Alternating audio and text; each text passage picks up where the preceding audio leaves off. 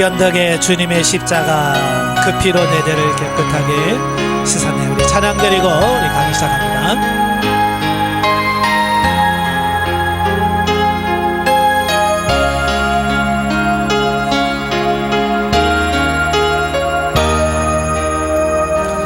갈보리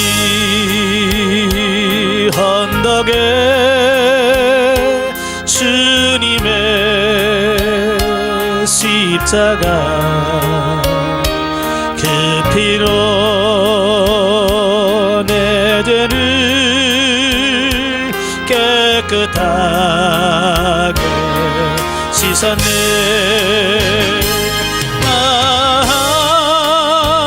생명의 꽃 피었네. 열매 맺었네. 나는 다시 태어났네. 그 이름 생명 나무라. 절망과 고통의 세상 길 헤매일 때 예수님 품으로 나를 인도하셨네.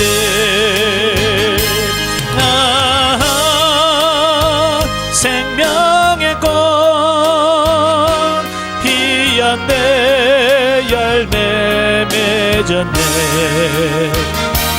나는 다시 태어났네. 그 이름 생명 나무라. 지나온 인생길 부끄러운 뿐이지만 주님의 은혜로 감사만이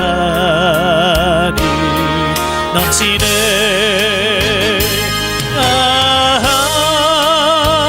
생명의 꽃 피었네.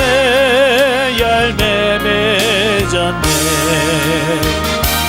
나는 다시 태어났네. 그 이름 생명 나무라. 나는 다시 태어났네. 그 이름 생명 나무라.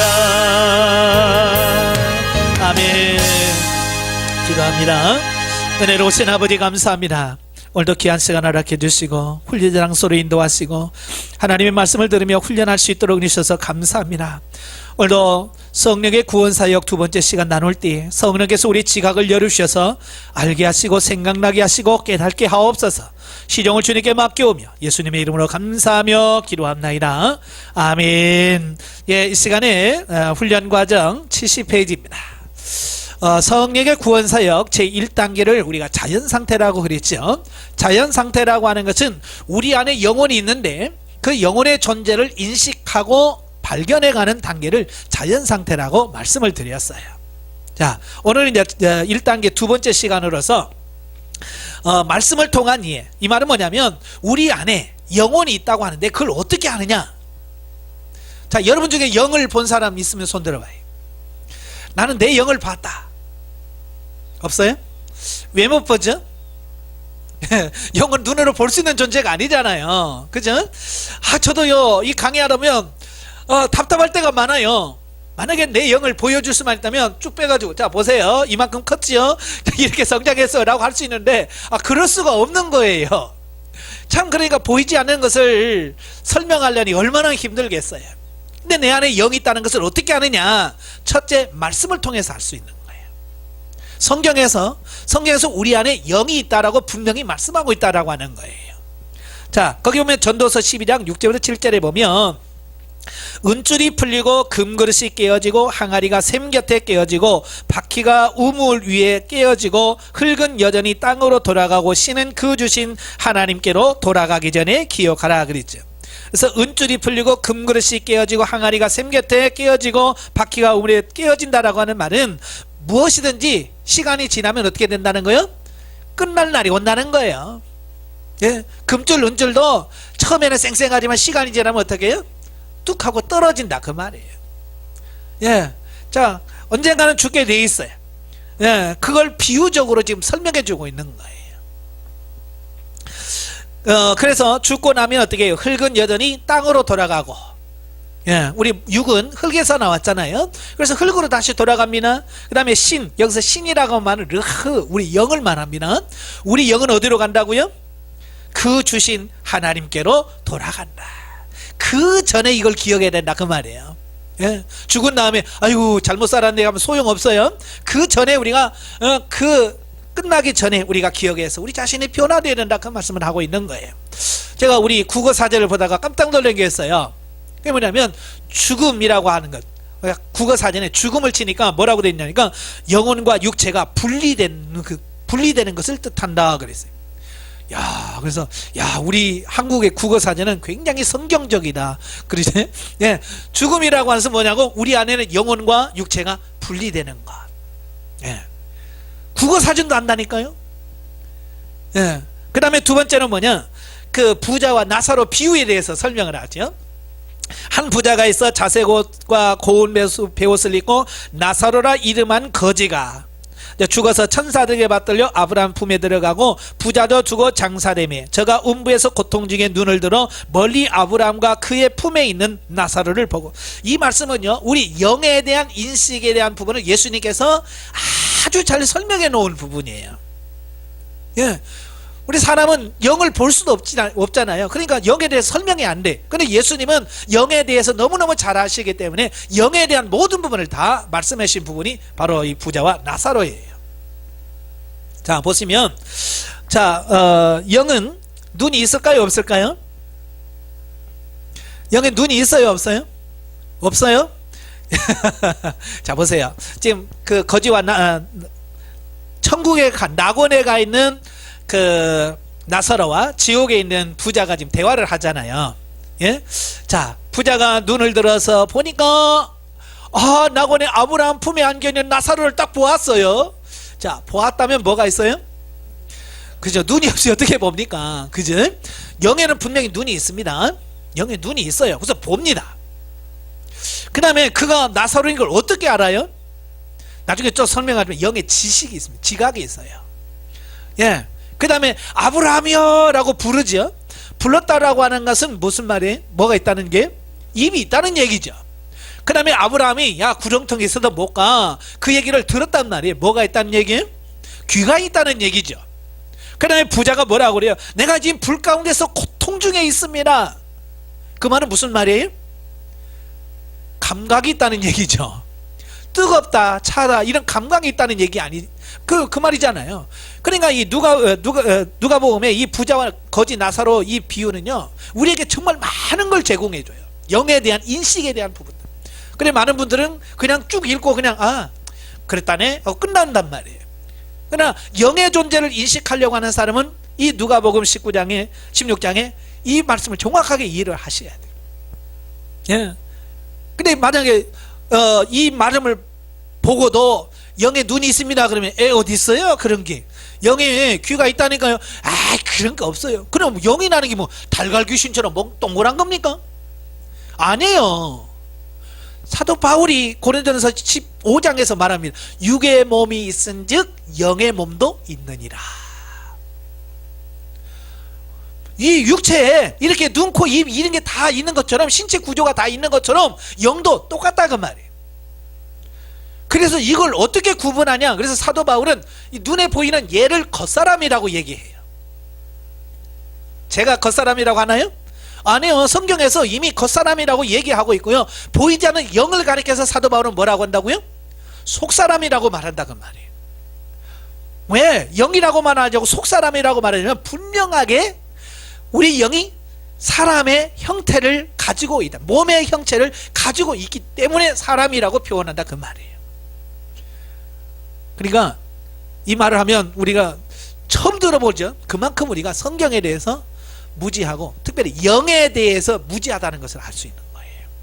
제가 지금 성경에 없는 얘기하는 게 아니잖아요. 예, 성경을 가지고 얘기하는 거예요. 그러니까 어거스틴도 바로 이 말씀을 가지고 영의 눈이 있다, 영도 귀가 있다, 그 얘기를 합니다. 어거스틴도 해요. 근데 시간이 흘러가면서 전혀 그런 말은 못 믿는 거예요.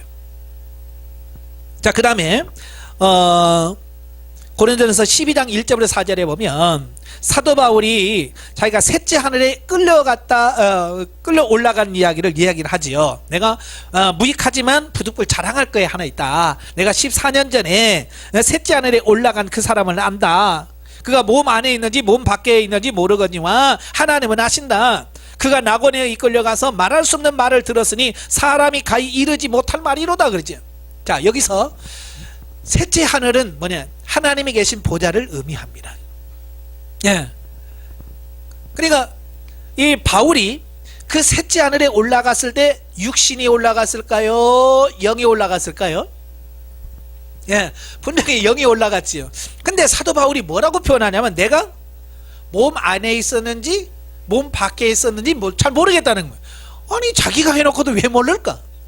예, 왜 자기가 가서 봤으면서 왜 모를까? 왜 사도 바울이 그랬을까? 예, 여러분, 영과 육이 분리가 되면 이 본체적 분리라 그래요. 하나님께서 특별하게 여러분도 경험시켜 주시면 그걸 하실 수 있어요. 예, 물론 영성훈련 받기 전에 경험하신 분도 있고요. 이 영과 육체가 분리가 돼서 영이 육체를 보고 육체가 영을 볼 때는 마치 무엇과 같으냐면 거울을 보는 것과 똑같습니다. 예, 거울을 보는 것과 똑같아. 그러니까 거울을 보면 정신 차리니까 아, 내가 여기고 저 거울 안에 있구나 라고 하지만 사실은 거울 밖에 있는 내가 진짜인지 거울 안에 있는 내가 진짜인지 여러분 헷갈릴 때 있어요, 없어요? 그러니까 예를 들어서 이런 거예요.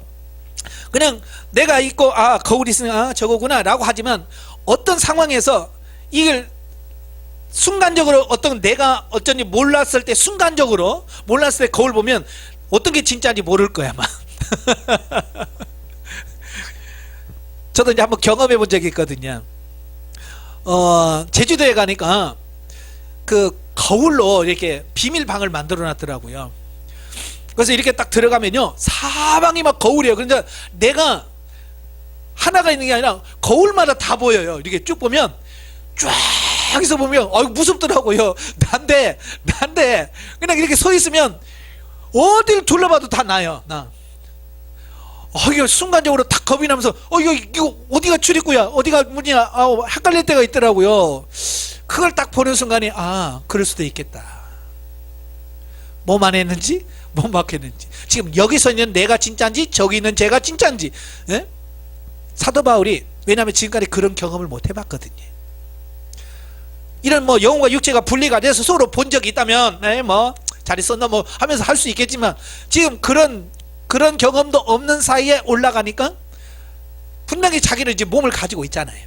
그죠? 영의 몸을 가지고 있으니까 분명히 자기 손도 있고 다 있단 말이에요. 그러니까 내가 몸 안에 있는지 몸 밖에 있는지 나는 잘 모르겠다. 그래서 사도 바울이 겉사람 속사람 이야기하는 이유가 바로 거기 있는 거예요. 분리를 경험해본 사람은 알아. 근데 경험해보지 않은 사람은 이해가 안 되는 거예요. 도대체가 그 말이 무슨 말인지. 그 다음에 사도 요한도 마찬가지예요. 사도 요한도 계시록 1장 10절 20절에 보면 주의 날에 내가 성령에 감동하여 내 뒤에서 나는 나팔소리 같은 큰 음성을 들으니 촛대사의 인자 같은 이가 발에 끌리는 옷을 입고 가슴에 금띠를 띠고 내가 볼 때 그 앞에 엎드려 죽은 자 같이 되매 그가 오른손을 내게 얹고 가라사대 두려워 말라 나는 처음이요 나중이라.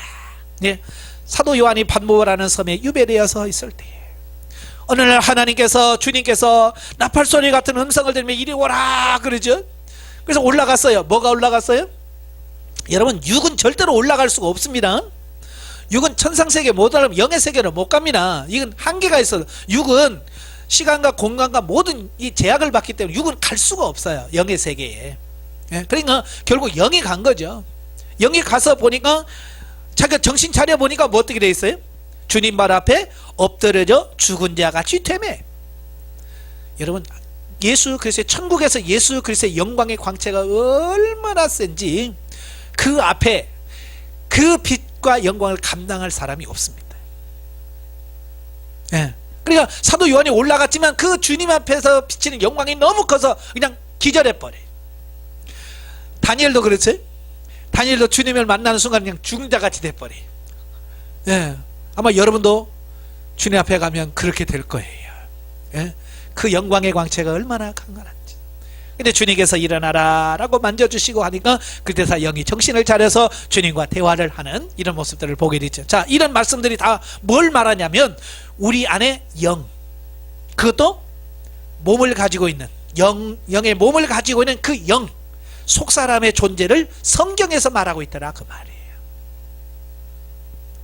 자, 그 다음에 이제 중요한 것이 실제하는 영혼 발견. 이제 이론적으로는 이해가 되죠. 성경에서 분명히 영이 있다는 거, 영이 어떤 형태라는 걸 다 말씀을 드렸어요. 그렇다면 중요한 게 뭐냐, 실제하는 그 영을 발견해 봐야 된다 그 말이에요. 사람이 자기 영혼을 발견하게 되는 것은 크게 두 가지로 볼 수 있다. 첫째는 육체로부터 영혼이 실제적으로 분리가 되어 빠져나오므로 서로의 존재를 바라보고 인식하는 경우, 이걸 본체적 분리라고 말합니다. 아마 여러분 입신하고 뭐 이런 분리된 경험 해보신 분도 있어요? 있어요? 예, 예. 저는 이제 많은 이야기를 들었어요. 제가 훈련할 때에 어느 사모님이신데요, 굉장히 뚱뚱하셔요. 덩치가 굉장히 크셔요. 근데 그분이 어느 날 막 와, 목사님, 내가 그렇게 뚱뚱한지 몰랐어요. 그러시더라고요. 그래서 아니 어떻게 하셨어요? 남들은 다 아는데. 근데 그 사모님이 그러는 거야. 자기가 교회에서 막 기도를 하는데 갑자기 자기가 이렇게 누워지더라는 거야. 막 기도를 하고 있는데 갑자기 자기가 눕더래. 그래서 이렇게 딱 누웠는데 자기도 이렇게 보는데 자기가 누워있는데 자기 누워있는 그게 자기가 똑같이 쑥 빠져서 공중으로 3m 정도 뜨더래. 공중 부양. 육체는 지금 누워있는 거예요. 바닥에 누워있는데 자기와 똑같은 자기서 몸에서 쑥 빠져나와서 3m 공중 위에서 이렇게 붕 떠서 마치 공상 영화에 나오는 것처럼 떠서 위에서 자기를 이렇게 보더라는 거예요. 그러니까 밑에서 바라보는 육과 위에서 바라보는 영. 근데 그 영이 그 육체를 딱 바라보는 순간 첫 번째 느낌이 와 크다 그랬대. 그러니까 공중에 떠서 이렇게 보는데 와 크다 그랬대 자기가. 그래서 자기가 얼마나 큰 줄 알았다는 거예요. 자, 이런 거 경험도 있어요.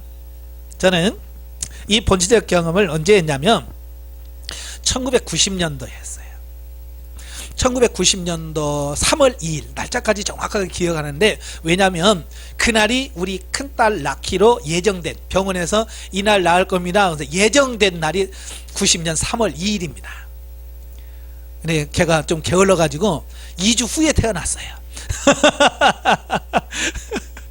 그러니까 난다고 하는데 나올 기미가 없잖아요. 그러니까 저는 병원에서 그날 나온다고 했으니까 염려가 돼요, 안 돼요? 난다고 했는데 안 나오니까 염려가 되죠. 그래서 새벽 기도 가서 하나님을 간절히 기도를 하고 있는데, 아까 그 사모님과 비슷한 상황이 벌어졌어요. 내가 누워지는 거예요. 내가 뭐 누우려고 하는 게 아니라 내가 누워지는 것 같은 느낌을 받는데, 누우면서 어떤 현상이 벌어지냐면 뭔가 내가 쑥 빠져나와서 막 공중으로 확 올라가는 그 느낌. 아마 여러분 공상 영화나 이런 걸 보면 막 빛이 있고 우주 빨려나가는 거 있잖아요. 막 그 흑암 같은 막 쫙 올라가는 그 느낌 있잖아요. 마치 그 느낌이에요. 뭔가 모르겠는데 내가 막 쫙 올라가는 그 느낌을 받는 거예요. 확 올라가다가 순간적으로 제가 내 머리에 탁 들어온 생각이 뭐냐면, 이게 죽는 거구나. 내가 육체에서 지금 빠져나왔잖아요. 그러니까 이건 죽음이잖아요. 육체에서 영이 분리가 되면 죽음이잖아요. 국어사전에 그렇게 정의하고 있잖아요. 그러니까 내가 죽는 거야 지금? 이제 그 생각 확 드는 거예요. 확 드면서 무슨 생각이냐, 아이고 이제 큰딸이 뱃속에서 지금 나올 날이 얼마나 남지 않은데, 그럼 내가 죽으면 그 애기는 어떻게 되지? 집사람 어떻게 되나? 뭐 그 생각이 순간적으로 막 올라가는 그 짧은 생각에 그게 확 들어오는 거예요. 지금 같았으면 할렐루야 하고 갈 텐데, 그때는 아직 나도 영성을 저도 모르는 때고, 이제 제가 27살 때고, 예. 그러니까 그런 것을 잘 모르잖아요. 그러니까 죽는다, 이 죽으면 안 되는데 거기만 생각이 미치는 거예요. 예?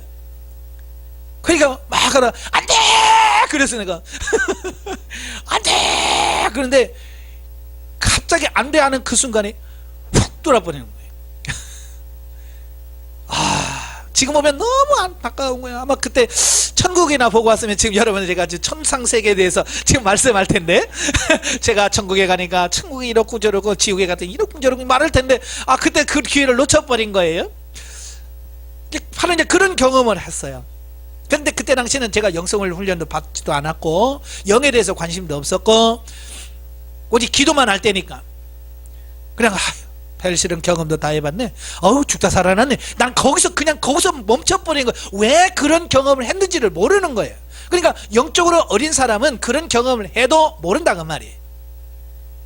나중에 영성훈련 받고 나서 본체적 분리 딱 그 말을 듣는 순간 그게 그건데, 아깝다 이거 진짜 그때 했어야 되는데, 이제 이런 거예요.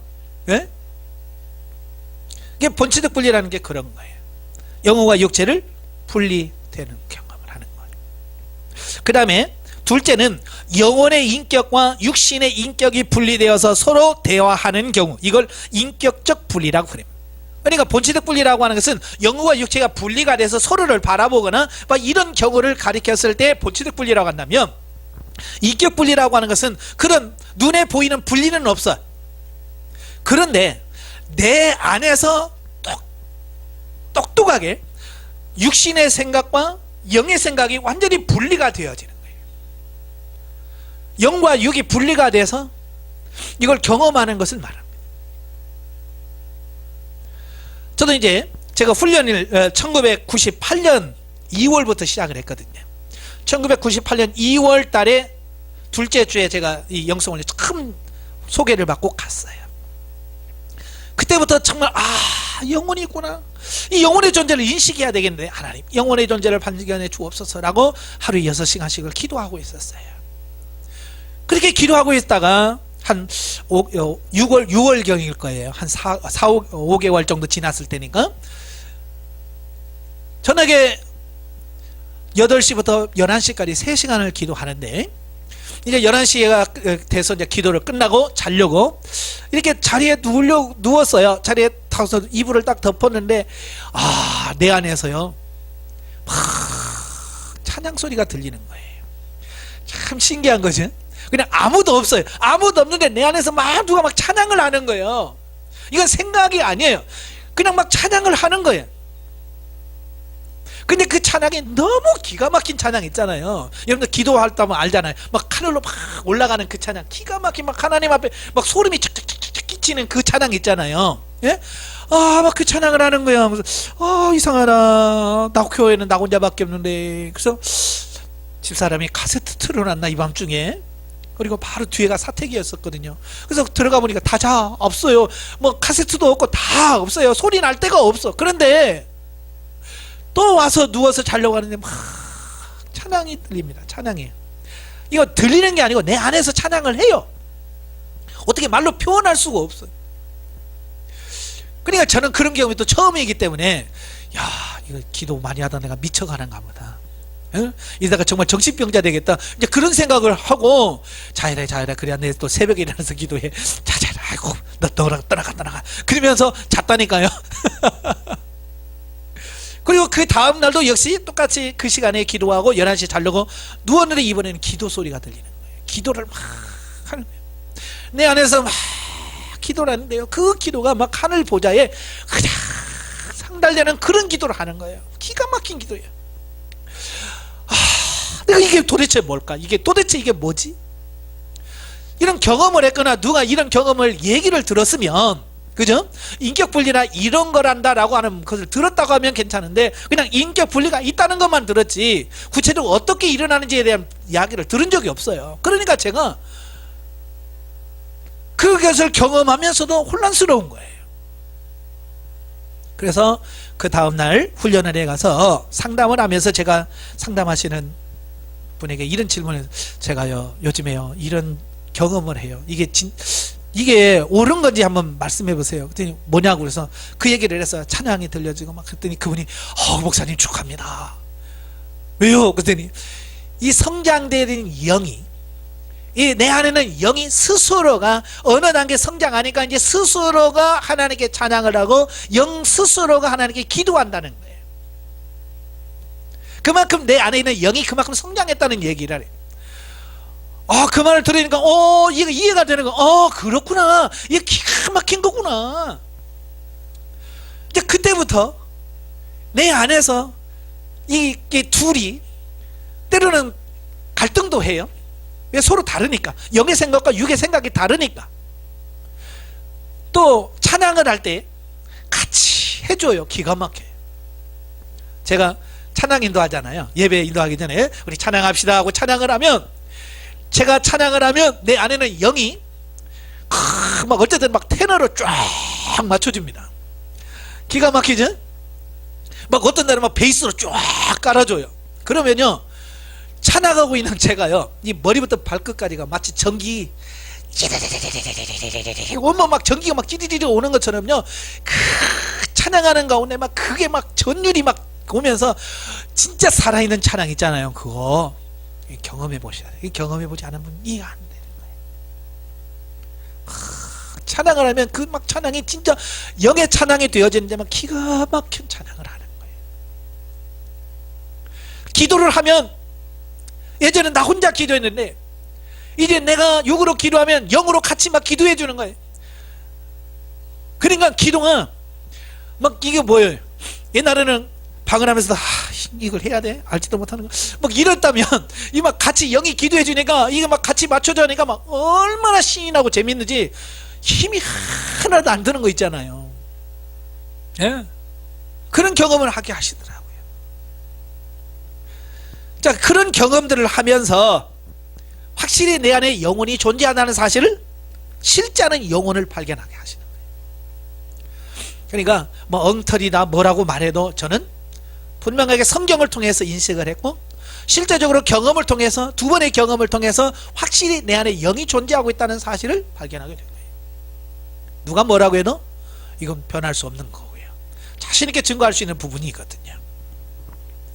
자, 기독교 신자가 그 밑에 영혼이 자기 발견에 있어서 모든 사람이 획일적으로 동일한 체험을 하는 것은 아니다. 예, 제가 이런 경험을 했다고 여러분 똑같은 경험을 할 거라고 하는 것은 아니에요. 또 여러분 나름대로 또 다른 경험을 하시게 될 거예요. 예, 이게 다야 다르니까. 이런 경험을 할 때 시간적으로도 어떤 사람은 중생하기 전에 이런 걸 경험하고 그 경험을 통해서 거듭난 사람이 있고, 어떤 사람은 중생하는 그 순간 그런 일들이 경험할 수도 있고, 어떤 경우에는 자아파쇄가 되어질 때, 어떤 사람은 영혼이 성장해서 여류가 무너질 때, 예, 다 다양한 경험의 그 차이는 있어요. 예. 하지만 한 번은 경험해 봐야 될 부분들이에요.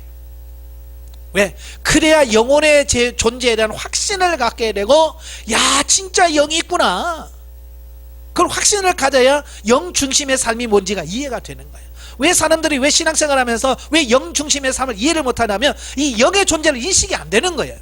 그러니까 영 중심이라고, 영이 도대체 뭐지? 그래서 기도만 많이 하면 되나?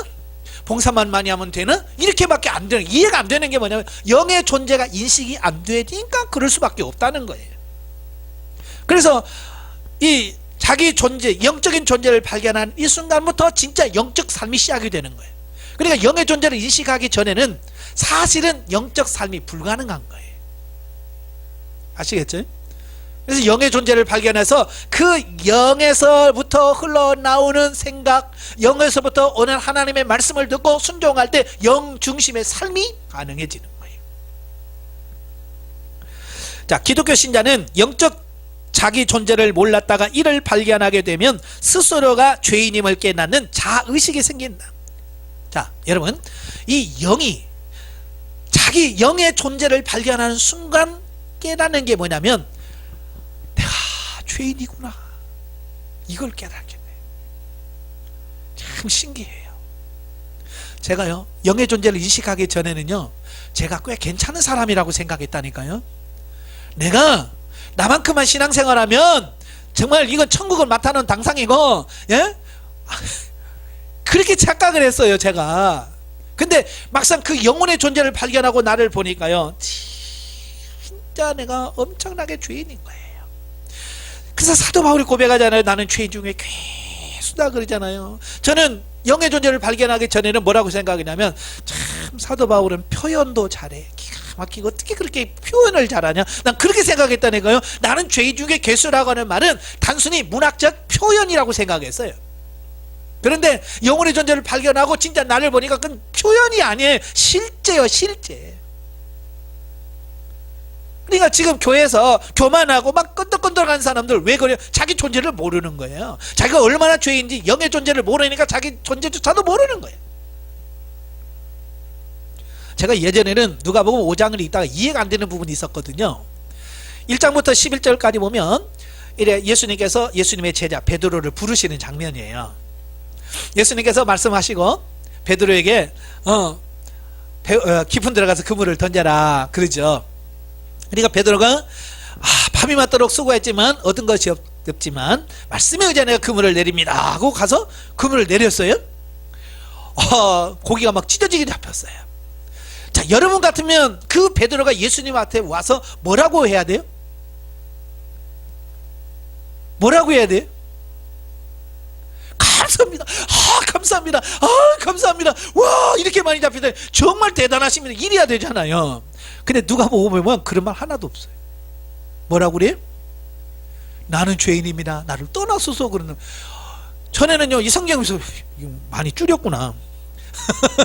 그걸 많이 줄였구나. 난 그 생각을 했거든요. 그런데 영의 존재를 발견하고 내가 죄인인 것을 깨닫고 굳는 순간, 그랬었구나. 베드로가 그 예수님 말씀을 듣고 물고기를 잡는 그 순간 뭘 봐요? 자기 영의 존재를 발견해버린 거예요. 영의 존재를 발견하는 순간, 이게 물고기 잡은 거 이게 문제가 아니야 이거. 네. 이거 물고기 잡은 게 이게 문제가 아니라니까. 자기가 죄인인 걸 발견해버린 거예요. 그러니까 와서 고맙습니다, 감사합니다, 뭐 이런 게 아니라 나는 죄인입니다, 나를 떠나소서 라고 말할 수밖에 없었던 것을 내 영의 존재를 인식하고 보니까 누가복음 5장의 말씀이 이해가 돼버리는 거예요. 그랬었구나. 여러분도 영의 존재를 발견하시기를 바라요. 예. 영의 존재를 발견해야 진짜 자기를 발견하게 되는 거예요.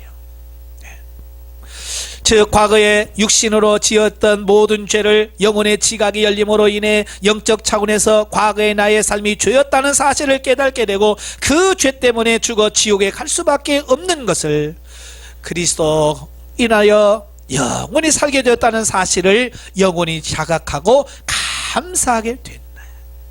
예? 바로 이때서야 진짜 감사가 나오는 거예요. 그 전에는요, 피상적인 감사예요. 하나님 감사합니다. 감사하라고 그랬지 그냥 감사하지. 감사해요.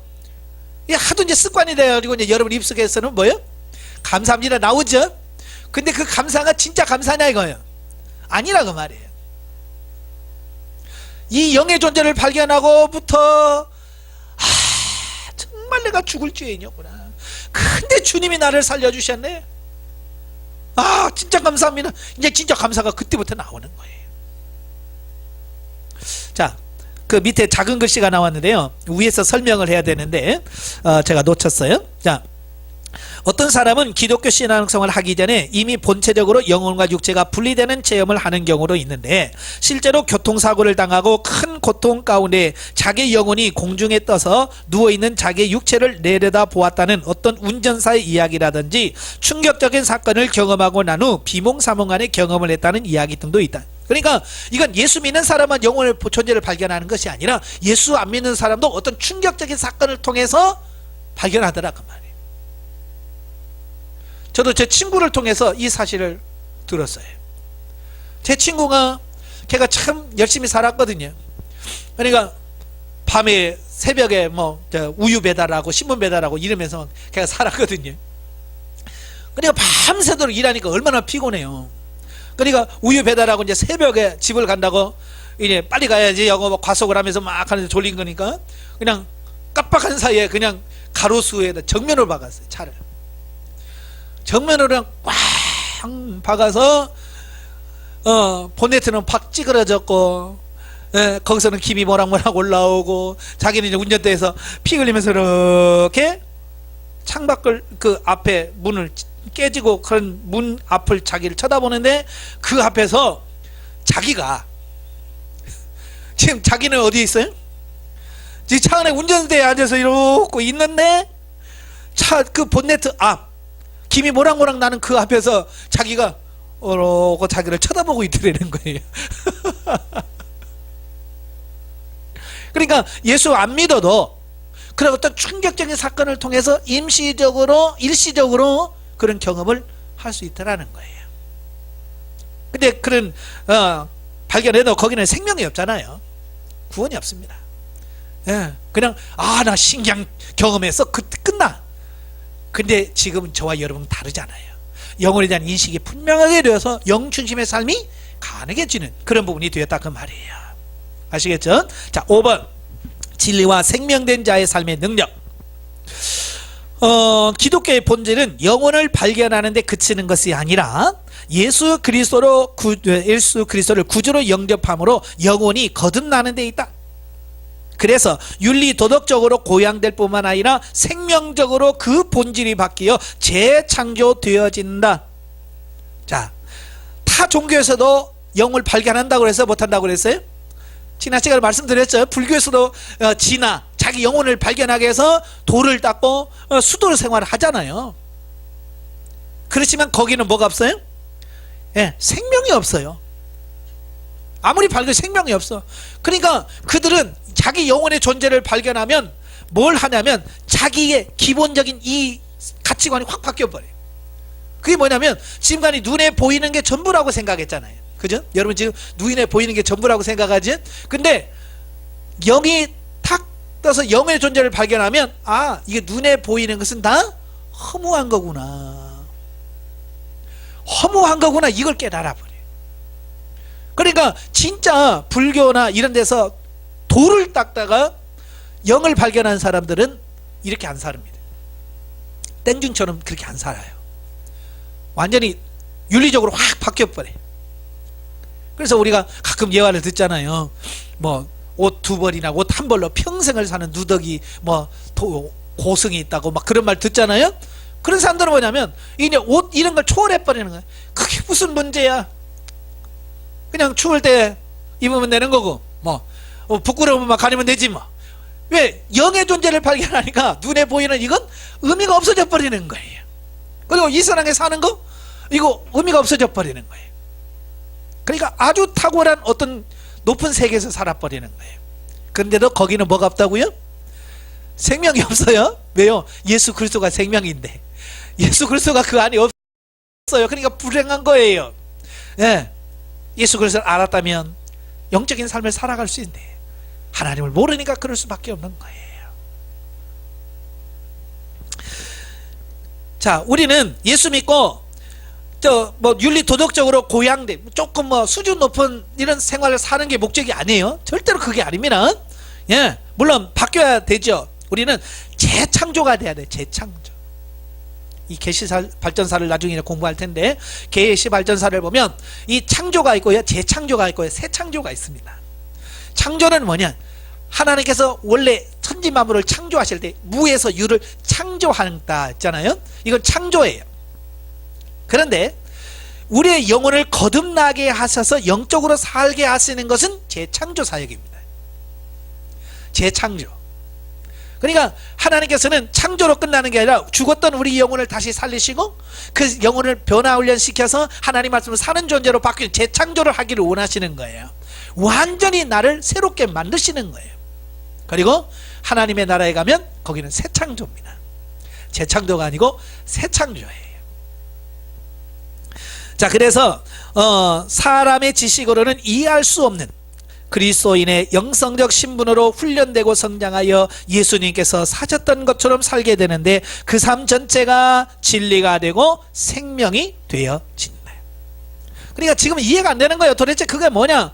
근데 그때가 되면 예수님이 살았던 삶이 나온다 그 말이에요. 지금 우리가 추구하는 게 뭐예요? 예수님 삶을 닮아가는 거잖아요. 예수님이 사셨던 거 그렇게 사는 거예요. 이게 우리의 목표예요. 근데 영이 발견되어지고 그 발견된 영이 성장의 감으로 그게 가능해지더라고 말입니다. 예수님께서는 뭐라고 했냐면 나를 믿는 자는 나의 하는 일을 저도 할 것이요 또한 이보다도 큰 것도 하리니 라고 요한복음 14장 12절에 말씀하셨는데요. 그리스도인이 영성적으로 어떠한 수준에 이르게 되면 주님처럼 그들이 하는 말이 땅에 떨어지지 않고 실제가 되는 것을 볼 수 있다. 예. 그러니까 예수님 분명 말씀 나보다 더 큰 일을 하리라. 그래서 실제로 예수님의 제자들 보면 기가 막힌 기적과 이적을 베푸시잖아요. 베드로의 입에서 나가면 되는 거예요. 눈이 먼다 그러면 눈이 멀어버리는 거예요. 살아나라 일어나라 그러면 죽은 자가 일어나 버리는 거예요. 왜냐? 그 베드로나 그의 삶이 변화되어서 예수 그리스도의 장성한 분량까지 성장하니까 예수님의 말씀만 하면 되잖아요. 그죠? 내가 원하니니 나라 그러면 나와버리는 거. 귀신아 나가라 그러면 나가버리는 거예요. 그와 같이 삶이 변화되고 우리 영이 성장을 하면 예수님의 삶을 사셨던 것처럼 사라지는 단계가 오게 되어지더라 그 말이에요. 저도 하나님께서 이런 책임을 져주는 단계를 경험시켜 주시더라고요. 예, 이게 선경험이라고 하는데 어느 단계 가면 미리 그 삶을 살기 전에 미리 경험을 시켜주는 거예요. 네가 이렇게 성장해서 그 단계를 가면 이렇게 사라질 거야 라고 하나님께서 경험시켜 주시는데요. 제가 훈련을 받고 어느 단계 들어가니까요, 제 입에서 말이 나가면 그냥 그대로 돼버리는 거예요. 된다 그러면 되고요, 환자들에게 낫는다 그러면 나아버리는 거예요. 예, 경험시켜 주시더라고요. 제가 완전하게 선장되어지지 않았기 때문에 그 선 경험으로 맛을 보게 하시고 와 되네 아니 그때부터 안 되게 하시더라고요. 예, 그러니까 제가 더 훈련을 통해서 예수 그리스도의 원하시는 장성한 분량에 가면 정말 예수님이 원하시는 수준까지 가면 그렇게 그 삶이 이제 경험과 체험이 아니라 평범한 수준의 삶이 되어지는 거예요. 그냥 예수님께서 어쩌다 막 한 번씩 말하면 됩니까? 아니잖아요. 그냥 일상생활 속에서 그냥 나라 그러면 낫고, 예? 있으라 그러면 있고, 그렇게 되어지는 것처럼 그런 삶이 되어진다 그 말이에요. 그러니까 제가 그 삶을 향해서 계속 달려가는 거예요.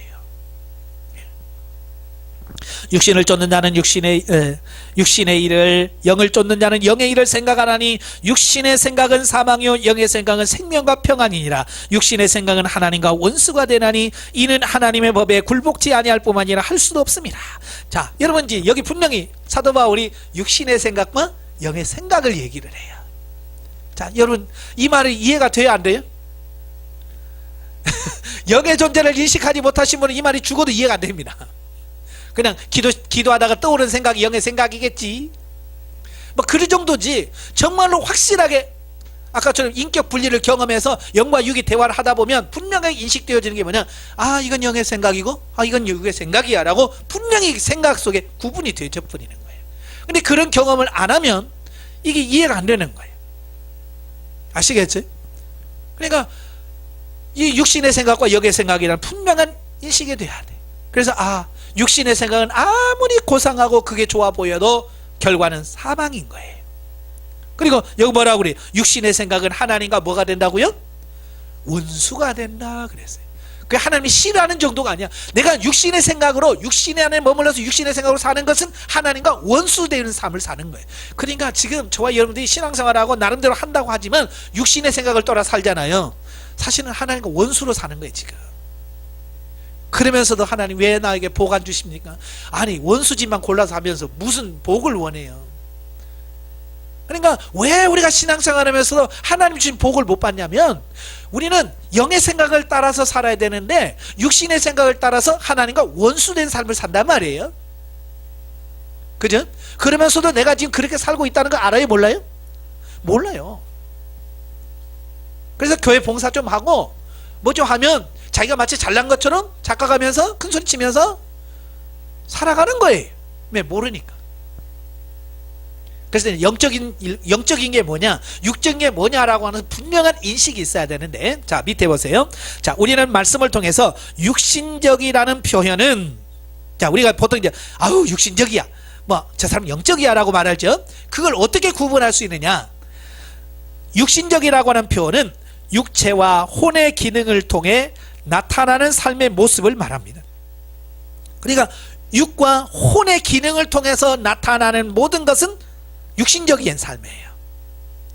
반대로 영적이란 표현은 영적으로 거듭난 그리스도인이 훈련과 성숙을 통하여 성령님의 인도를 받아 영의 기능을 통해서, 영을 통해서 표현되지는 삶을 영적이다라고 표현하고 있는 거예요. 저는 예전에 뭐라고 배웠냐면, 교회 안에서 일하면 영적이고 교회 밖에서 하는 것은 육신적이고 세상적이라고 배웠어요. 그래서 저는 영적으로 살려고 교회에다 목숨을 걸었어요. 예. 제 신학교 다니면서도요, 최고가 뭐냐, 교회였어. 교회. 신학교 다니면서 부흥회를 언제 합니까? 봄, 가을에 해요. 겨울하고 여름하면 얼마나 좋아? 4월달, 10월달 한단 말이에요. 그때가 꼭 중간고사 앞에 아주 중요한 시기예요. 점수, 이게 공부 한참 해야 될 때 꼭 그때 부흥회를 해요. 그때 저는 뭐야? 왜 내가 신학을 하지? 교회 섬기려고 하는 거냐? 그러니까 시험 빵점 맞으러 나는 교회 봉사해야 돼. 나는요, 모든 초점을 왜 그렇게 배웠거든요. 교회 안에서 할 때 생명이고 교회 안에서 영적이다라고 배웠기 때문에 그런 거예요. 나중에 보니까 그게 아니더라고요. 교회 안에서 했다고 영적이고 교회 밖에 했다고 해서 육적이고 아니에요. 교회 밖이든 아니든 내가 육신 안에 머물러서 하면 다 육신적인 거예요. 그러나 내가 영 안에서 영 중심으로 행하면 교회 안에 있든 밖에 있든 그의 삶이 영의 기능을 통해서 나오면 다 영적이라는 사실을 우리가 보게 되는 거예요. 이해가 되시죠? 그러니까 전혀 달라. 육신의 결과는 사망이고 영의 생명이에요. 바로 이게 분명한 있다 그 말이에요. 그래서 육에서 난 것은 육이요 영으로 말미암는 것만 영이라. 요한복음 3장 6절에 분명히 이걸 말씀해 주고 있어요. 그러니까 육이 시간이 지나면 영으로 바뀐다든지 영이 시간 지나면 육으로 바뀐다는 그 아닙니다. 예. 콩두둑두 팥두둑두라는 말이 있어요. 이게 무슨 말이에요? 콩 심은데 콩 나고 팥 심은데 팥 나는 거예요. 예. 콩을 심었는데 시간이 오래됐다고 그 콩이 팥으로 바뀝니까? 자, 내가 신앙생활 열심히 했는데 육신에 있는데 신앙생활 오래 했다고 육신이 영으로 바뀝니까? 아니에요. 절대 바꿀 수가 없어요. 육은 죽을 때까지 육이에요. 영은 처음부터 마지막까지 영이에요. 이게 육이 영으로 간다든지 영이 육으로 간다든지 그런 건 아니에요. 물론 육신 중심에 살다가 영 중심의 삶으로 바뀔 수는 있어요. 또 반대로 영 중심으로 살다가 다시 육신으로 갈 수는 있어요. 그게 갈라디아서 그러잖아요. 사도 바울이 아이고 어리석도다 이 갈라디아인들이야, 왜 영으로 시작했다 육신으로 마치려고 하느냐, 그지? 그러니까 사도 바울을 통해서 영으로 신앙생활 열심히 하다가 이단들이 와가지고 야 그거 가지고는 예수만 믿고 안 돼, 율법도 지켜야 되고 할례도 받아야 구원받지, 예수 믿으냐 구원 못 받아, 할례 받아. 그러니까 그렇구나. 그래서 다시 할례를 받고 율법을 지키는 그 수준으로 내려간 거예요. 육으로 다시 내려가 버린 거예요. 그럴 수는 있지만, 영으로 살다가 육신의 삶으로 내려갈 수는 있지만 영 자체가 그렇다고 해서 육이 되겠구나, 육이 영이 될 수는 없다는 얘기예요. 그래서 처음부터 잘해야 돼요. 아시겠지? 그러니까 지금부터 영의 존재를 방대하고 무엇 하든지 영 중심으로 시작을 해야 그게 영이 되는 거예요. 이게 중요한 거예요. 근데 많은 분들이 이걸 놓치더라고요. 제가 비유를 들어서 꼭 이렇게 설명을 해요. 자, 내가 밭에다가 호박을 심었어요. 호박을 심어놓고 내가 잘못 심었네, 내가 수박을 먹고 싶었는데 수박을 심었어야 되는데, 그럼 어떻게 해야 돼요? 빨리 호박 뽑고 수박을 심어야 되잖아요. 근데 이게 너무 아까운 거야. 심은 게 너무 아까워요. 그래서 오늘부터 내가 40일 작정 기도를 해야지. 그래서 매일같이 가서 아침 저녁으로 그 호박에다 손을 얹고 주님 수박으로 바뀌어지게 주시옵소서. 막 금식하면서 철회하면서 기도했어요. 과연 거기서 뭐가 열릴까요? 믿음이 없네. 그만큼 철회하고 기도했는데 왜 수박이 열려야지 호박이 열려요. 기도했는데 믿음이 없어서 그러지? 그건 알면서 왜 영은 모르냐고요. 육신적으로 살면서 우리는 뭐냐면 철야 기도하면서 영으로 바뀌어지려고 기도한다 그 말이에요. 그건 호박 심어놓고 수박으로 바뀌어달라고 기도하는 거 똑같은 거예요. 아무리 기도해도 안 바뀌어. 이건 육이구나라고 깨닫고 육신은 일은 내려놓고 영으로 갈아타야 돼. 수박 먹으려면 호박 패내고 아무리 아까워도 캐내고 수박을 심어서 물 주고 키워야 거기서 수박이 열리지. 그러니까 지금 영의 존재를 발견하고 영을 어떻게 해야 돼요? 성장하도록 영에다가 모든 초점을 맞춰서 영이 성장하도록 만들어서 영이 성장을 해야 이제 영의 기능을 통해서 하나님의 음성을 듣고 살아갈 수 있는 영 중심의 삶이 나온다 그 말이에요. 그래야 내가 영적인 삶이 되어지는 거예요. 이거 분명한 인식을 해야 돼요. 이게 없으니까 좀 하다가 이거 안 되나 보다. 에? 그래서 다시 육으로 다시 갈라디아 교전 다시 내려간단 말이에요. 속으시면 안 돼. 이게 분명한 거예요. 성경은 73페이지에 보시면 많은 사람들은 자기가 체험하고 있는 육신적인 것을 영적인 것으로 착각하며 살고 있다는 거예요. 이게 문제예요. 그냥 내가 이제 육신적으로 살아 라고 인정하면 되는데 그 육신적인 것을 영적인 것으로 착각한다 그 말이에요. 예. 또 윤리적으로 고상한 것은 영적인 것으로 오해를 합니다. 그러니까 교회 안에서 아주 심성이 착하고 부드러우면 다 뭐라고 그래? 저 사람 굉장히 영적이야. 그 안에 어떤지도 모르고 그렇다고 말해. 또 교회 안에서 어떤 사람을 영적인 사람이라고 그래요? 또 기도 많이 하고 또 은사 능력 있고 또 예언도 해주고 뭐 병도 잘 고치고 그러면 다들 뭐라고 그래? 신령하다. 저 권사님 신령해요. 저 목사님 신령해요. 능력이 있어요. 영적이에요. 라고 말하는 과연 그럴까요? 그렇다면 내가 그런 말 안 하죠. 예. 은사와 영적인 것은 달라요. 이래 그 성령의 구원사역과 은사사역은 제가 분명히 다르다고 입문관에부터 쭉 설명을 드렸고요. 앞으로 또 설명을 해드릴 거예요. 네.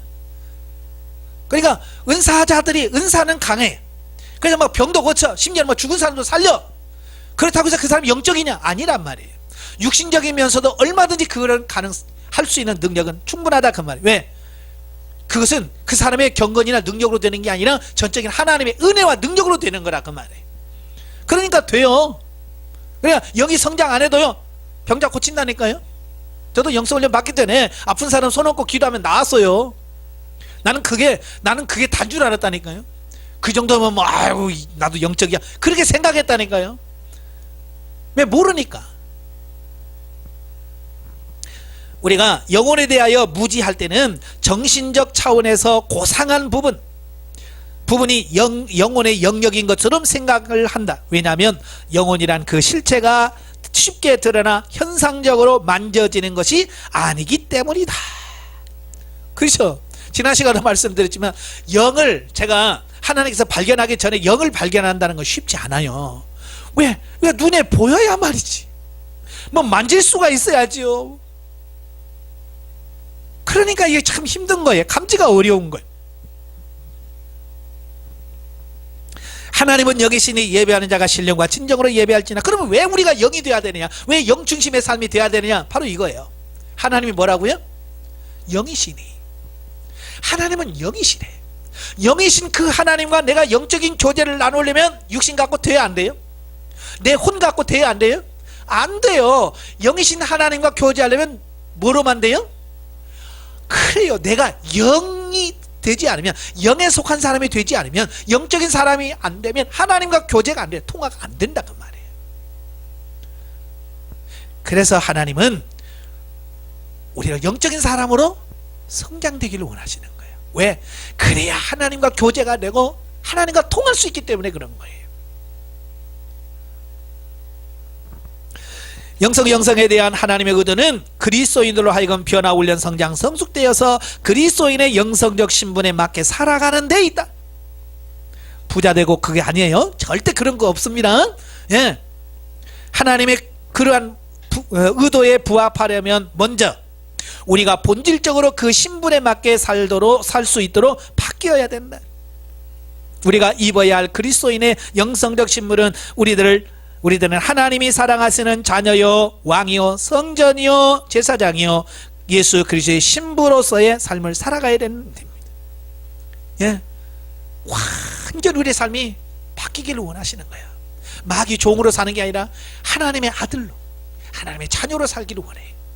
마귀의 종에서 맨날 마귀가 시키는 대로 하는 존재가 아니라 이제는 하나님 나라의 왕으로서 다스리고 정복하며 살기를 원하시는 거예요. 바로 그 삶을 원하는 거예요. 그런데 우리가 영적으로 어리면 그 삶이 안 나오는 거예요. 자, 예를 들어서 이런 거예요. 어느 날에 왕이 있어요. 왕이 아들을 낳았는데 2살이에요. 유일하게 그 다음에 왕이 될 사람이 이 2살 아들인데 그냥 왕이 그냥 죽어버렸네요. 그러니까 2살짜리가 그날 왕이 됐어요. 왕노를 할까요? 뭘 할까요? 왕노를 못해요. 그러니까 왕을 그냥 왕의 자리에 앉혀놓고 엄마가 대신 왕노를 하든지 아니면 결혼시켜가지고 왕비가 대신하든지. 그러니까 우리 역사를 보면 그렇잖아요. 왕이 어리면 그 왕에다가 신부를 주잖아요. 그죠? 왕의 신부를 주고 장인들이 딱 잡잖아요. 그죠? 그러니까 막 서로 모여 왕하고 결혼시켜서. 예. 그래서 우리 조선시대가 혼란스러우고 고려시대가 흔들린 게 그런 거거든요. 왕이 줏대가 없이 아직 어리니까 왕노를 못하는 거야. 그러니까 거기다 결혼시켜놓고 막 그냥 장인이 그냥 휘젓고 다니니까 나라가 어려워진 거거든요. 예? 그런 거예요.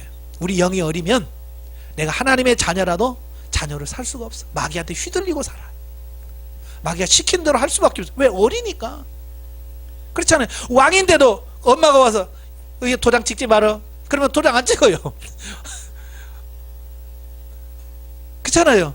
이렇게 말해. 그러면 네 하고 시키는 대로 하는 거예요. 영이 어리니까 하나님의 자녀라도 하나님의 자녀답게 못 사는 거예요. 그래서 고린도전서 13장 11절에 우리가 어렸을 때는 말하는 것이 어린아이 같고 생각하는 것이 어린아이 같고 행하는 것이 어린아이 같더니 장성하에서는 이 모든 것을 다 버렸노라. 그러니까 뭐예요? 성장해야 된다는 얘기예요. 어린 상태로 있으면 안 된다 그 말이. 성장해야 된다.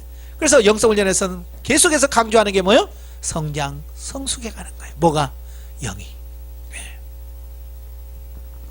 하나님께서는 우리에게 생명을 주시고 변화훈련, 성장, 성숙, 장성시킴에 있어서 4가지 단계, 자연단계, 윤리단계, 진리단계, 생명단계, 이렇게 그 단계에 합당한 훈련을 시키시는 기본 체험이 있고 구체적으로 생활 속에 영적으로 살아가게 하는 계속 체험이 있다.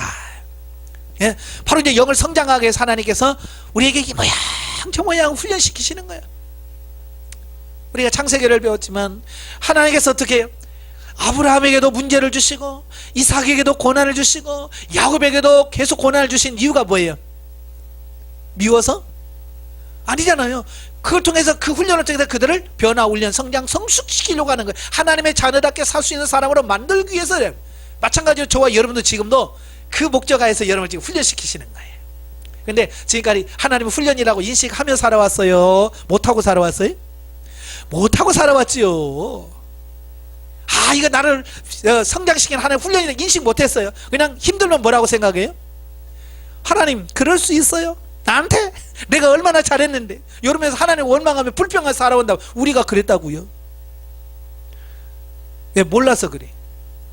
이제는 그 속에 하나님의 의도가 있는 거예요. 나를 성장시키려고 하는 기본 체험이 있어요. 기본적으로 하나씩 경험하는 체험이 있어요. 근데 그게 전부가 아니에요.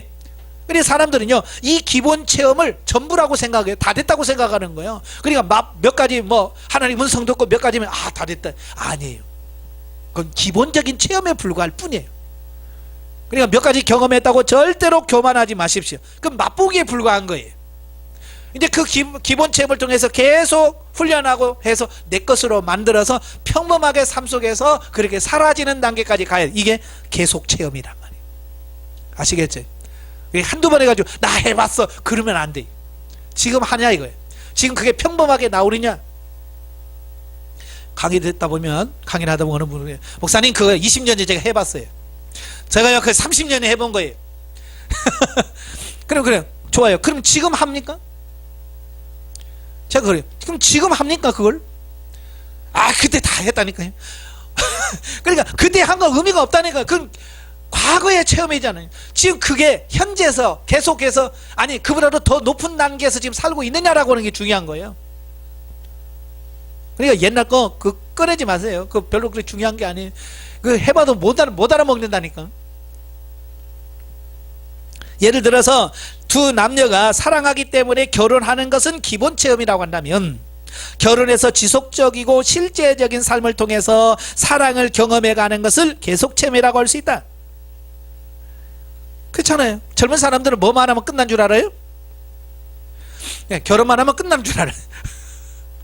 그렇죠? 근데 사실 결혼식이 힘들어요? 결혼 생활이 힘들어요?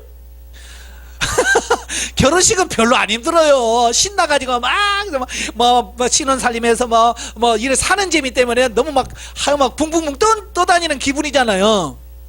근데 막상 결혼식 끝나고 나서 그때부터 아침부터 밥 하려니 힘들지. 애까지 하나 생기면 미치겠지.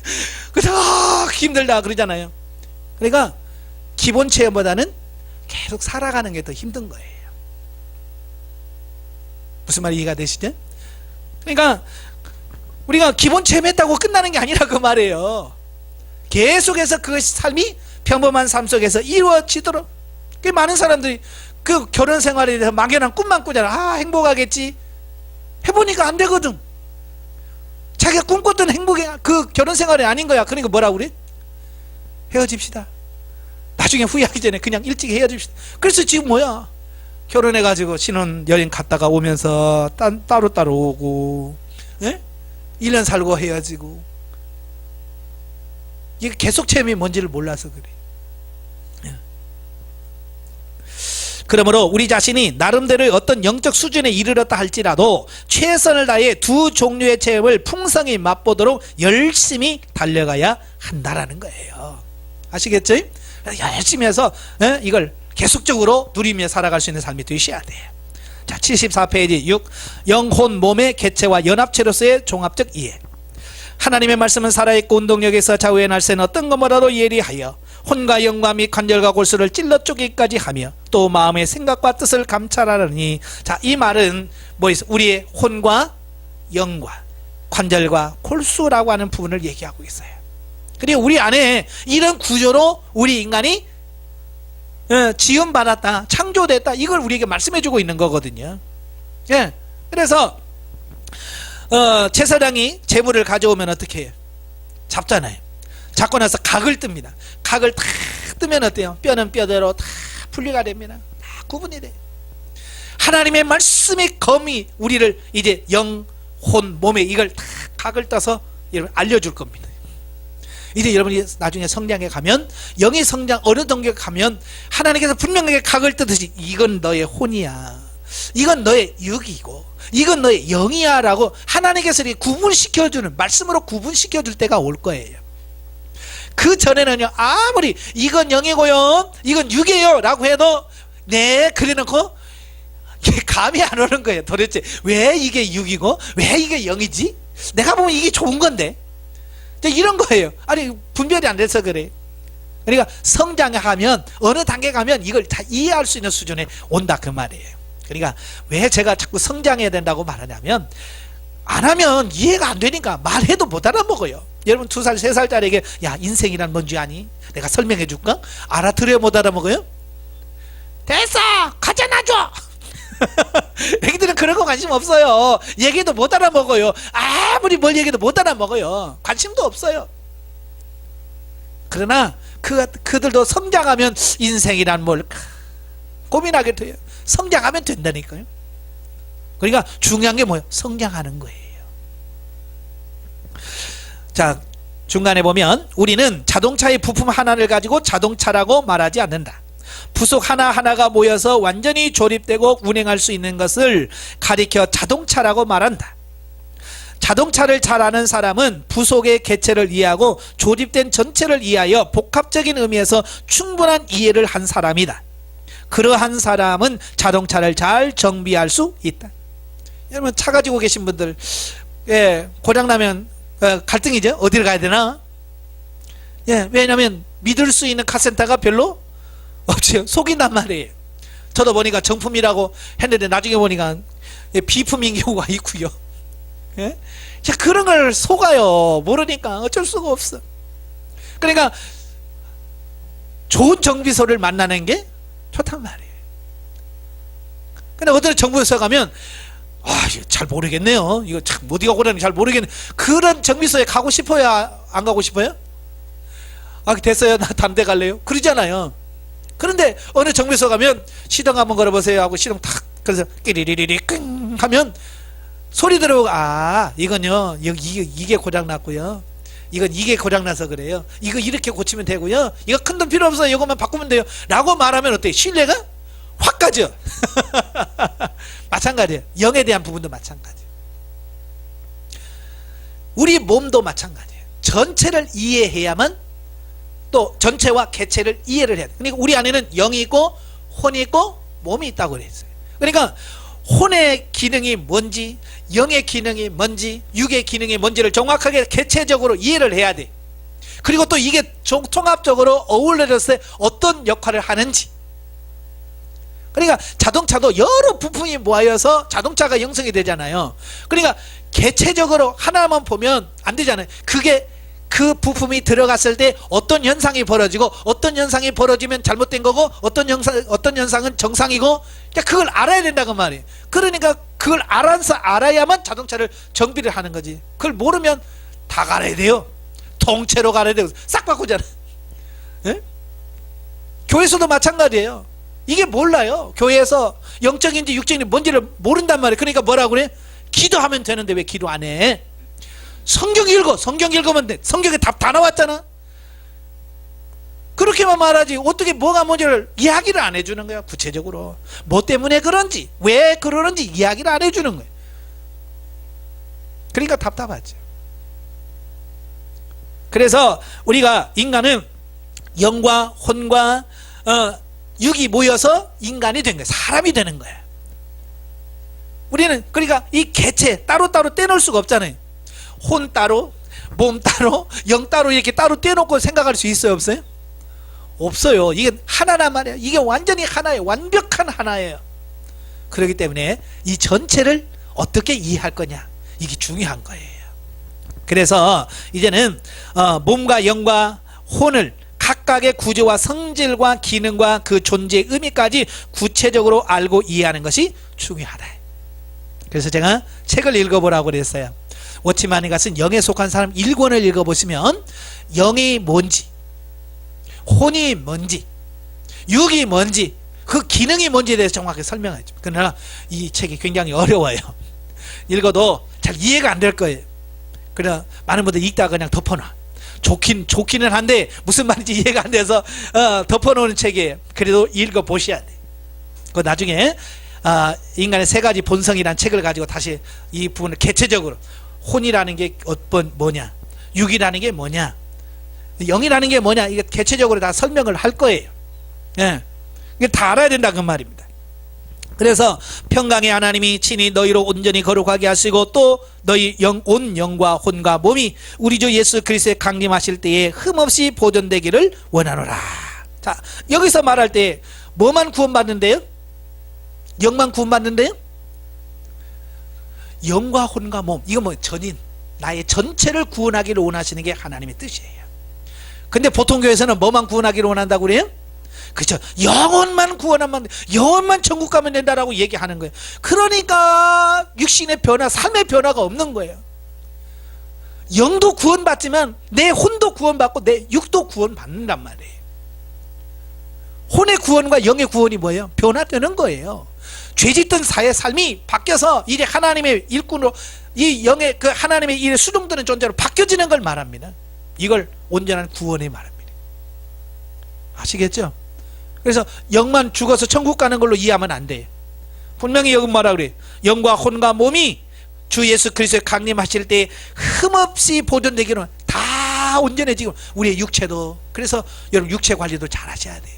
맨날 아프다고 골골거리지 말고 운동도 하고, 그래서 건강한 육체를 유지해서 하나님 뭘 일을 시킬 때 아멘하고 순종해 줄 수 있는 것, 그것도 영성적 삶이에요. 내 정신을 바짝 정신 차려서 맨날 우울증 걸려가지고 막 걸걸고 그러면 안 돼. 이게 그건 혼의 구원이 안 이루어지는 거예요. 정신도 맑아야 돼. 온전해져야 돼. 그래서 영과 혼과 몸이 하나님 앞에 온전히 세워지는 삶이 되도록 힘쓰셔야 됩니다. 아시겠죠? 그래서 하나님은 인간을 영혼과 육체로 분명하게 구분하신다. 그러나 많은 그리스도인들은 대개 육적, 혼적인 것과 영적인 것을 잘 구분하지 못하는데, 이것이 문제가 되는 것은 이로 인해 영적인 삶을 이해하지 못하기 때문이에요. 그러니까 육적이나 영적인 이걸 구분 못하면 문제가 심각해진다 그 말이에요. 그래서 교회에서 뭐 열심히 봉사하고 헌금 많이 하고 주일 빠지지 않고 또 교회에서 직분까지 받고 권사 뭐 장로 뭐 되면 다 된 줄 안단 말이에요. 그게 다 되고 그게 다 똑바로 된 줄 안단 말이에요. 그거 아니라 그 말이에요. 그렇다고 해서 영적인 삶을 사는 게 아니란 말이에요. 영적이라고 하는 것은 영혼 안에서 일어나는 현상이에요. 내 영 안에서 일어나는. 육적이라고 하는 육과 혼에서 일어나는 현상을 말하는 거예요. 그래서 영적인 것과 육적인 것을 분별하는 일은 영적 성장의 시발점이자 핵심이기 때문에 그 중요성을 인식해야 한다.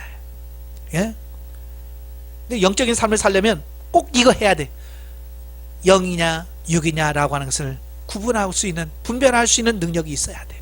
거기서부터 이제 영적 삶이 출발하는 거예요.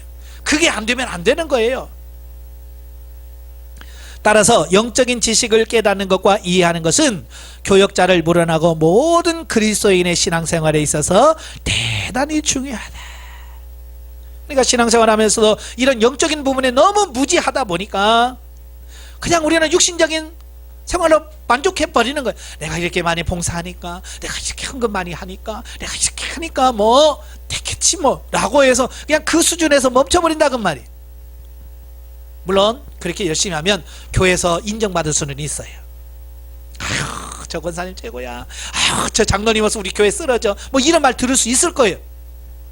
과연 주님이 어떻게 볼 거냐, 이게 문제거든요. 저는 마태복음 7장 21절 23절 말씀이 큰 충격이에요. 주여 주여 하는 자마다 다 천국에 들어갈 것이 아니다. 오직 아버지의 뜻대로 행하는 자는 천국에 들어간다. 그날에 주여 내가 주의 이름으로 선지한 것도 했고 내가 귀신을 쫓아내고 많은 기적을 행했습니다. 그때 주님 뭐라고?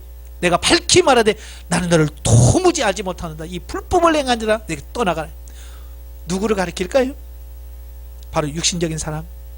거기서 봉사 많이 하고 뭘 많이 했다고 자랑해서 아 나는 구원 받을 거야 라고 큰소리친 사람. 주님 뭐라고요? 난 너를 도무지 알지 못하는데. 그때 가면 늦어요. 그때 가면 늦는다고요. 그래 지금 변하셔야 돼. 아시겠죠? 내년으로 미루면 그만큼 손해예요. 그만큼 손해예요. 미룬 만큼 손해. 제가 지금까지 후회를 잘하는데 지금까지 후회한 게 뭐냐면, 처음 제가 영성을 소개받았을 때 그딴 게 어디 있어? 그런 게 안 가. 나는 뭐 열심히 기도하면 됐지 뭐. 왜냐면 저는 하루에 5시간씩 기도하고 있었거든요. 예? 아침에 새벽에 2시간 반 기도하고 저녁에 2시간 반씩 기도하고 또 오전에 4시간 성경 보고. 그런 목사 있어요 없어요?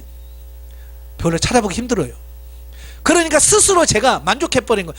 나만큼 열심히 하는 사람이 나와보라고 그래. 근데 내가 뭐 또 영성훈련 받아? 안 해. 나 거기 가서 공부할 시간 있으면 난 기도할 거야. 난 그렇게 생각했던 사람이. 그래서 6개월을 안 갔다니까요. 근데 지금 보면 얼마나 후회돼. 야 6개월 빨리 갔으면 내가 그만큼 더 성장할 텐데, 그만큼 더 성숙할 텐데. 그런 거예요. 너무 안타까운 거예요. 미루면 그만큼 손해인 거예요. 아시겠죠? 내 영혼이 주를 찬양하며 내 마음이 하나님 내 구주를 기뻐하였으면. 자, 여기 보면 입술로만 찬양하는 게 아니라 내 영혼이 주님을 찬양한다. 아까도 말한 것처럼, 제가 경험한 것처럼 내 영이 하나님을 찬양하는 거예요. 내 영이 주님 앞에 기도하는 거예요. 그 삶이 돼야 된다 그 말이에요.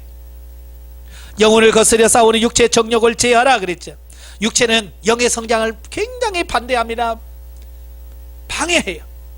그래서 육체를 쳐서 복종시켜야지, 육체에 따라다니면 안 됩니다. 앞으로 이제 여러분 기도하시려고 하면 육체가 제일 먼저 하는 게 뭐예요? 피곤해. 그래서 기도할 마음 딱 잡으면요, 이제 앞으로 영성훈련 받으려고 하면요, 왜 그리 그날은 이렇게 일이 많어? 왜 그렇게 연락하던 사람이 연락을 하고, 왜 그렇게 일이 많이 생겼냐? 방해가 엄청나게 많습니다. 그때 목숨 걸어야 돼. 최우선, 아니야, 나 영성훈련 통해서 내가 영이 먼저 성장해야 돼. 친구는 다음이야. 이것도 다음이야. 그래서 최우선순위 여기다 잡고 해야 되지. 그렇지 않으면, 이 순서를 정하지 않으면 이 일 때문에 못하고 저 일 때문에 못하고 나중에는 아이고 이것도 안 되고 저것도 안 되고 뭐라 모르겠다 포기하래. 그렇게 된다 그 말이에요. 우선순위를 정하시기를 바래요. 7. 거듭남. 우리의 영은 거듭난 후에야 비로소 생명 있는 영원한 존재로서의 가치가 있는 삶이 시작된다. 그러니까 모든 사람이 다 영이 있어요. 영이 없는 사람이 있어요 없어요?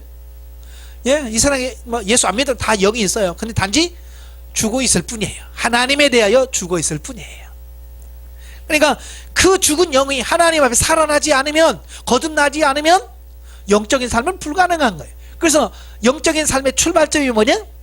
거듭남이에요. 거듭나야만 되는 거예요. 그러면 거듭남이라는 게 뭐냐? 거듭남이란 사단의 권세 아래 놓여 종노를 하던 인간이 성령의 역사심으로 말미암아 그리스도의 대속의 공로를 힘입어 자유함과 영원한 생명을 얻어 하나님의 자녀가 되는 것이다. 소속이 바뀌는 거예요. 마귀 소속에서 하나님 소속으로 바뀌는 걸 말합니다. 이게 거듭난 거래요. 즉 육신이 주도하던 삶이 영혼이 주도하는 삶으로 바뀌어 나가기 위한 필수적이면서도 초보적인, 가장 초보적인 단계라고 할 수 있다. 그러니까 거듭남에서부터 이제 영이 살아나고 그 영이 조금씩 성장해 가면서 하나님을 만나고 경험하면서 성장해 가서 영중심의 삶이 가능해진다 그 말이에요.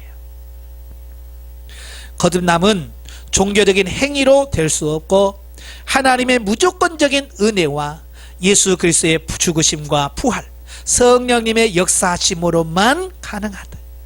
그렇죠? 이 거듭남은 뭘로도 안 돼. 돈으로도 안 되고요. 아무것도 안 돼. 이건 전적인 하나님의 은혜로 되어져요. 거듭남은 주님과의 교제가 단절된 부분이 회복되는 것이다. 제가 인문과정 때 설명을 드렸어요. 하나님은 우리 인간을 영혼 몸으로 창조하셨고요. 그런데 인간이 범죄함으로 말미암아 어떻게 돼요? 뭐가 죽어요? 그렇죠. 영이 죽잖아요. 영이 죽었다고 하는 말은 하나님과의 관계가 끊어졌다, 단절됐다, 이걸 말하는 거예요. 그럼 거듭남이라는 게 뭐냐? 단절되는 그 연결을 다시 회복하는 거. 이게 거듭남이거든요. 예, 이해가 되시죠? 예, 그래서 거듭남은 뭐냐? 하나님과의 관계가 회복되는 걸 말합니다. 그러므로 거듭남의 사건은 성령께서 오순절 성령 강림 이후 약속대로 성령이 우리의 죽은 영혼, 하나님 관계가 끊어진 상태에서 그의 영원한 생명과 연합하게 함으로써 이루어진다라고 하는 것을 말씀을 드렸습니다. 예, 그래서 거듭남, 이미 여러분들은 다 거듭나셨지요? 예, 거듭난 영이 어떻게 해야 돼요? 어린아이의 상태로 있으면 제대로 하나님의 일을 할 수 없어요. 그래서 성장하고 장성해 가도록 힘쓰시는 삶이 돼야 돼요. 그러니까 거듭남은 전적인 하나님의 은혜로 이루어지지만 그 다음 거듭난 이후의 성화나 영적인 성장은 성령님에 대한 우리의 순종이 절대적입니다. 얼마만큼 내가 열심을 다했느냐에 따라서 달라지는 거예요. 그러니까 기도 2시간 하신 분하고 3시간 하신 분 분명히 다를 겁니다. 분명히 순종한 사람과 순종하지 않은 사람은 분명히 어느 때가 되면 분명히 달라집니다. 그러니까 지금부터 열심히 하시라 그 말이에요. 아시겠죠? 나중에 왜 나는 안 되고 저 사람은 됩니까? 그러지 말아요. 심은 대로 되지고요, 행한 대로 되어지는 게 하나님의 법칙이에요. 그러니까 지금부터 열심히 기도하십시오.